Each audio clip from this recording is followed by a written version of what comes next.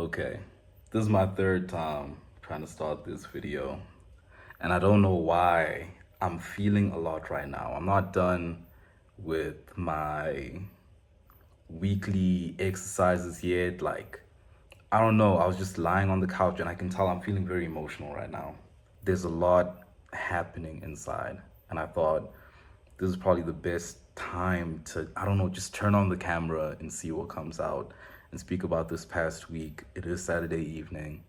I just came back from my artist date and I'm feeling a lot. I'm feeling a lot, and I think I've been experiencing a breakthrough almost for the past 2 days almost, I guess. Yeah. To start off, I think I was neglecting the course for the majority of the week. I honestly think I was neglecting it. I've been living it, everything before, but week 9, I think I did it late. I started late. I was really bad with my morning pages. I wasn't even excited to go to my artist date originally until after I read the chapter and everything, and I'm so glad I went. Every chapter that I read ties perfectly into what life is bringing to me. I'm conversing with the world. I'm talking to God through my growth. It's a conversation. And this week, week 9, it's so crazy because it's 3 weeks left, bruh. We're almost done, but recovering a sense of compassion. And the first 8 weeks, these past 8 weeks, I feel like I've gone from, you know, being someone who almost puts people first to being someone, whoo, bless me, to being someone who is able to say no and stand up for myself, and pour into my own cup before pouring into others, and making sure that I can be there for people by being there for myself as well. And then swinging back towards wanting to be there for other people. And I thought that natural progression was where week 9 was leading into: compassion for others. And again, curveball, right? Recovering a sense of compassion this week finds us facing the internal blocks to creativity. It may be tempting to abandon ship at this point. Don't. And I know last week I said, hey, I'm not going to, because I was so excited last week. But I don't know, I just switched off, right? But we will explore and acknowledge the emotional difficulties that beset us in the past as we made creative efforts. We will undertake healing the shame of past failures. We will gain in compassion as we reparent the frightened artist child who yearns for creative accomplishment. We will learn tools to dismantle emotional blocks and support renewed risk. And so man, the compassion is so internal, and I think maybe that's why I'm feeling so emotional, bruh. And if you speak to the people who know me really well, I am not a vulnerable human being. I am not a vulnerable human being in the slightest, bro. People don't know what I'm going through. People don't know things about my life, bro. I just be going through things bare, bro. I've been sober my whole life. I'm going through life raw, bruh. Dolo. Except when I'm making music, or when I'm drawing or writing poetry, being creative. That's my only vulnerable outlet most of the time. And I've been working on it, But having compassion for myself is not where I thought this was going to lead me. And I didn't see how that was going to happen, because I feel like I have a really good relationship with myself. Yes, I'm blocked creatively right now. Yes, I can be hard on myself sometimes. You know what I mean? But I thought, I've definitely grown from a place where, growing up, I had a very bad relationship with myself. Terrible. The things I would say to myself, everything, I was in a very bad place. And I don't think anyone knew that, or knew how bad it was. And I think I've gone past that. And I think in my mind, because I was able to make it past that, I've gone, oh, I'm good now. But the way I'm still so hard on myself about a lot of things, this chapter helped me realize that, it goes deeper. It goes deeper than just speaking nicely to yourself, or this, that, and the third. give yourself grace and understand why you are the way that you are and why you're making the decisions that you make. And you're not a bad person because of it. And so the first thing, there's like different like sub chapters in this one. The first one was fear, right? And I'm just gonna highlight like a couple sentences, I guess. So, blocked artists are not lazy, they are blocked, right? Do not call the inability to start laziness. Call it fear. I am. Hold on. Let me go through some. Let me go through some more. The need to be a great artist makes it hard to be an artist. The need to produce a great work of art makes it hard to produce any art at all. Do not call procrastination laziness. Call it fear. Use love for your artist to cure its fear. I think it's been so difficult for me, and I don't think I realized it, that I've been going through all of this. Like being blocked. It's hard as an artist. You want to make things so badly, but you feel like you can't. And sometimes you don't always understand why. And I can tell that I've been very hard on myself because of it. Because in my mind, I'm thinking like, hey, I'm just fumbling the bag, bro. Like, I'm just choosing to just like not do what I need to be doing right now. Like, I'm being lazy because it's a lot of hard work. And, you know, I'm tempted to say like, you know, maybe part of it is me being late. I don't know. I really want to make music. I really want to make the album arts and write songs and produce beats and do all of these things, but something has been happening, right? You know, she goes into talking about enthusiasm after that and creative U-turns, and you know, creative U-turns being like what stopped, like what decisions are you making that are kind of maybe self-sabotaging to your progress as a creative, essentially, right? And let me start here, right? One of the things she pointed out is that choosing to be a creative feels like an act of rebellion. Because growing up, most of the time, you tell people you want to be an artist, and like that, it feels like rebellion, right? Because people are telling you, like, no, don't do that. How could you do that? We can't get behind this, whatever. And so you put it on your shoulders that, hey, if I choose to do this, if I am going to disappoint the people around me, my parents, my friends, my family, potentially myself, you know, I have to be the best. Like, I can't settle to be, like, to just make art and, you know, do the best I can, push and whatever. No, I have to make sure that it's really, really, really, really good. And that puts a lot on your shoulders without you even understanding that. I didn't realize that part about it, you know, for me. I didn't realize all the pressure that I'm putting on myself because, like, growing up, like, I've always been told to go in a certain direction with my life.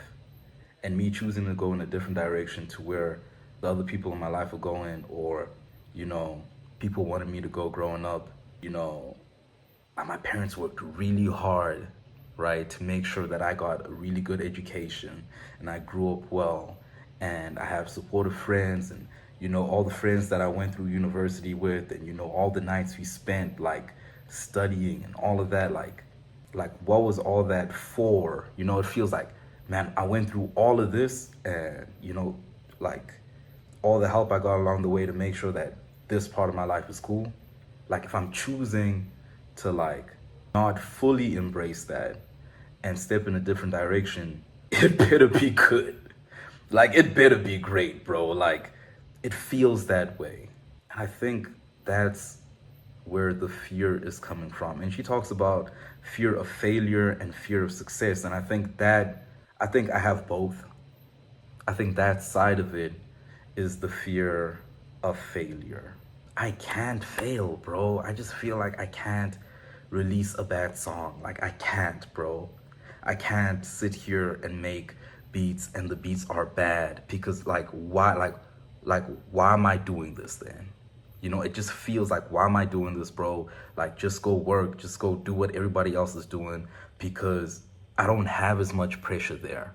You know, like, it feels safe, not in the, oh, you know, a 9 to 5 is the safe option for work. Like, I honestly could care less about that, bro.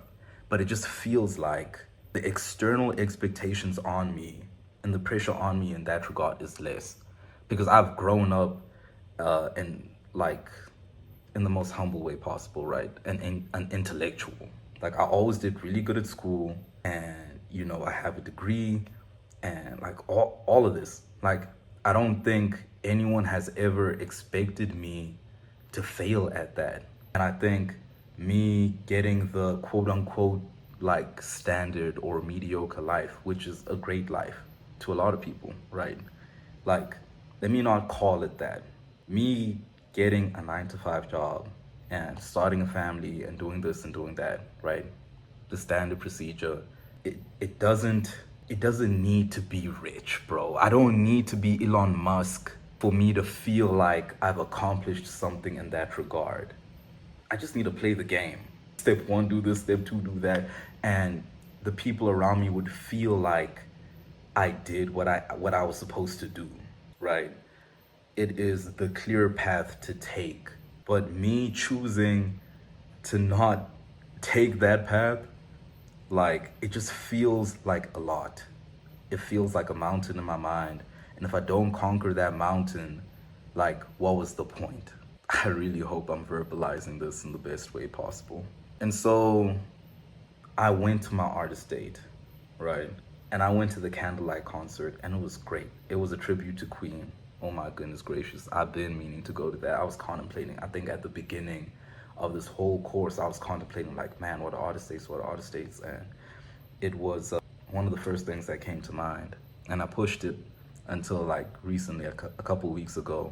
I think I mentioned I saw someone do all the artist dates that I had in my mind, like over one weekend.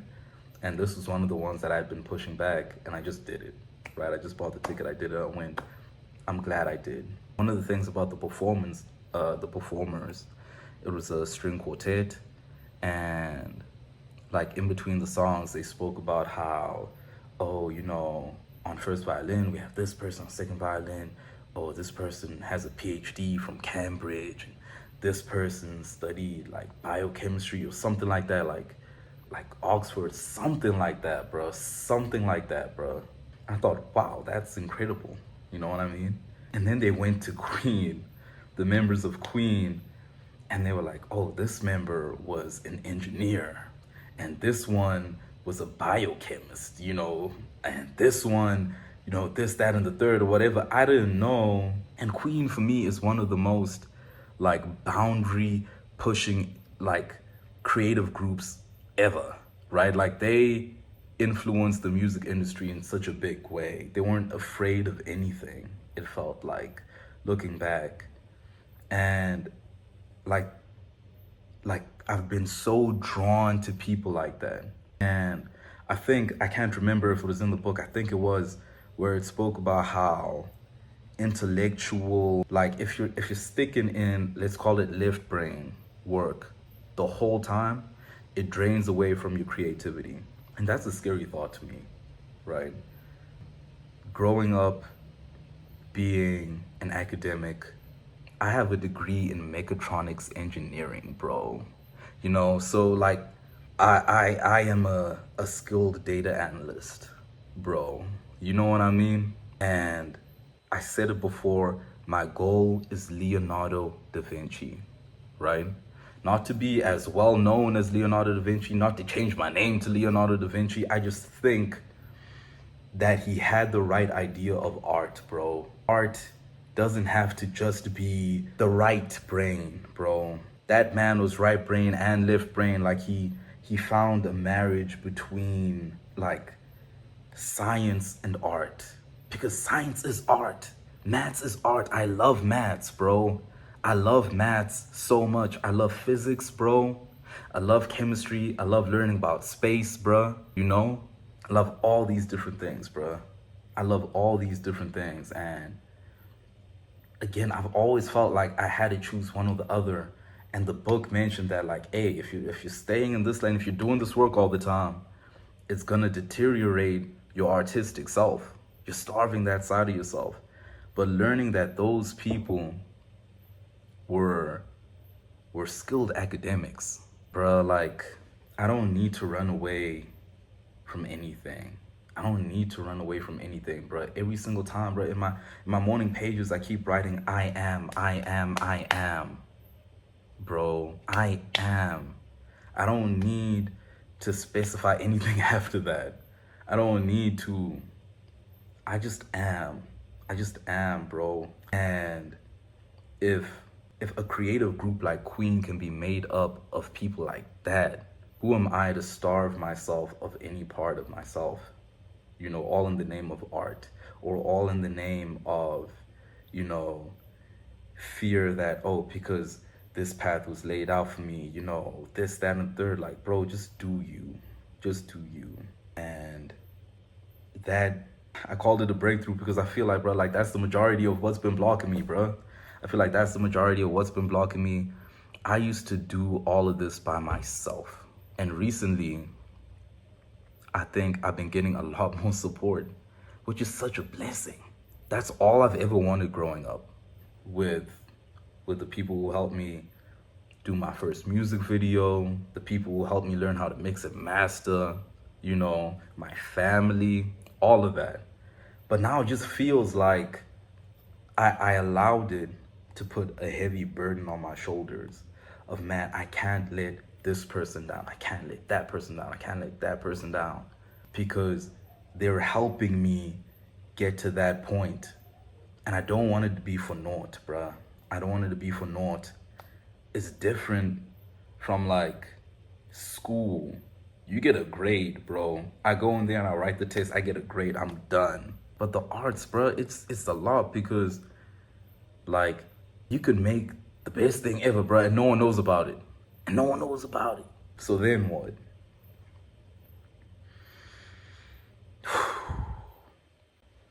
It's hard, but it's what I want. I want this. I want this. And, you know, that's the failure side of it. The success side of it comes from, like, a fear of losing myself, bro. And I think it goes back to that thing of, like, me having to choose to be a certain way, or allow certain parts of myself to, like, survive, and let other parts of myself die in the success of my creativity. I need to get over all of that. And it's happening in real time. Y'all are watching it in real time happen right in front of you. I think so far this is the most healing week I've had. I do feel compassion for myself, right? Different to feeling sorry for myself. You know, it's not an aw shame. It's, I understand. I understand. And I really needed that, because I don't think anyone understands what I'm going through except God. Like, and that's why I think it's so incredible that, I don't know, the course is so laced with speaking about, like, your relationship with God and allowing Him to be the source of everything. And you're just the tool to bring it into the world. There's no pressure. And I think I said it last week, like, it's more than just the creative, right?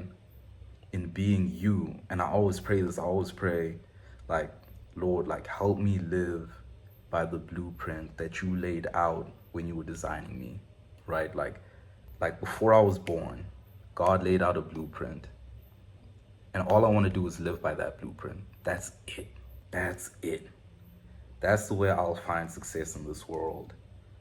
The way God wanted me to see success in this world, in its highest form for me.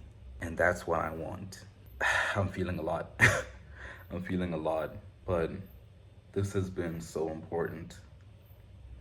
3/4 of the way through, and we're in a place where it's like this. I don't know how we're gonna end off the course, but I don't think anyone can understand that. And I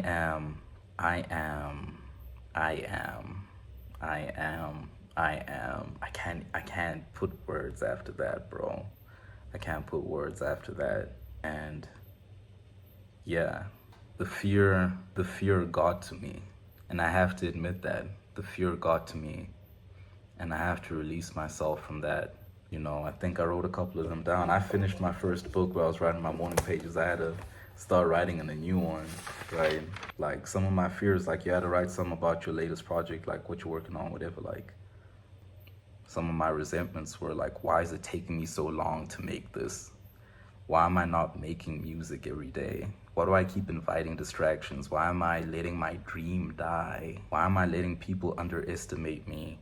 And why am I underestimating myself? And my fears were, what if I don't like it? What if it goes under the radar again? What if it's too late? What if I'm not good enough? What if I can't unblock my creativity? That's a lot, bruh.